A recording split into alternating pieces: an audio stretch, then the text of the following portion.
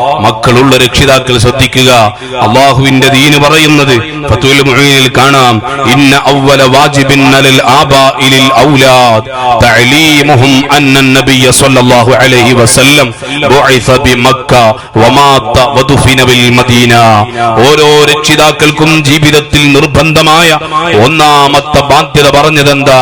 തഅലീമുഹും അന്ന നബിയ സ്വല്ലല്ലാഹു അലൈഹി വസല്ലം, നിങ്ങളുടെ മക്കൾക്ക് ആരാണ് മുഹമ്മദുർ റസൂലുള്ളാഹി സ്വല്ലല്ലാഹു അലൈഹി വസല്ലം തങ്ങളെന്ന് പഠിപ്പിച്ചു കൊടുക്കല.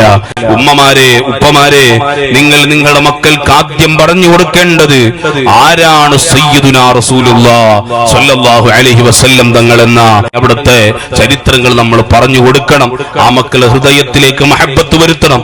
നാം സ്വലാത്ത് ചൊല്ലുന്നതോടൊപ്പം നമ്മുടെ മക്കളെ കൊണ്ടും സ്വലാത്ത് ചൊല്ലിപ്പിച്ച് ശീലമാക്കണം.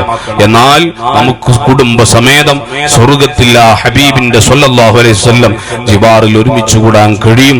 അല്ലാഹു തൗഫീഖ് നൽകി അനുഗ്രഹിക്കുമാറാകട്ടെ.